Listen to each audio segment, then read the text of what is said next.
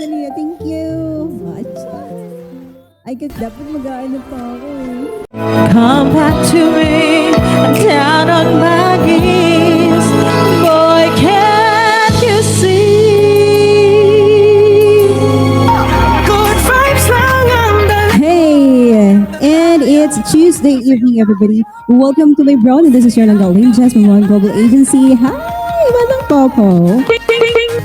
Sabi sa ating mga langga Izani, yes, kaka-start lang ng ating live. May nag-ask sa akin, sabi, how to become a successful host or streamer.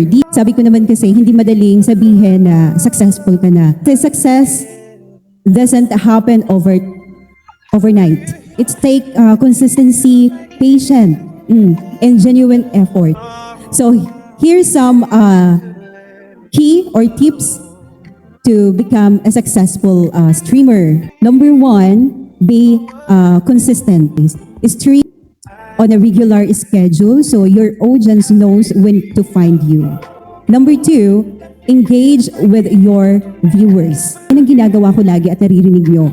Greet them. Respond to comments. Importante yon. Kasi doon magsisimula ang inyong pagkakagaan ng loob. And make someone feel welcome. Yun. Number three, be yourself. Your personality is what makes you unique. Authenticity helps build loyal supporters. Yes. Number four, create entertaining content like singing, play games, tell story, or do activities that keep viewers interested. Like katulad ng ginagawa natin, di ba? Nag-i-stay kayo at gustong-gusto nyo kasi may nakukuha kayong value. Number five, stay positive and professional. Treat someone with respect, even during difficult moment. Kailangan meron kayong sariling boundaries. Number 6 na tip na pwede ninyong gawin, keep improving. Yes, learning from every stream, ask for feedbacks and work on your hosting skills. Yes, dapat open mind ka about sa mga bagay-bagay na yan. Kasi kung itataas mo yung sarili mo lagi na, ay ginagawa ko naman to, ay ginagawa ko naman yan. So, ibig sabihin, close ang mind mo na mag-improve pa kasi kino-close mo na yun yung isip mo na ginagawa mo siya. Kahit naman hindi siya nakikita ng iba. Number 7, promote your streams. Yes, always like what I did. Na hindi ako nagsasawa na mag-promote, okay?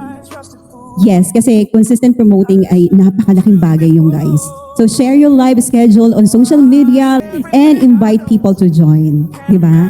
8, at ito na siguro yung last ko na sasabihin sa mga tips na yan o ibibigay na tips. Okay, be patient and never give up.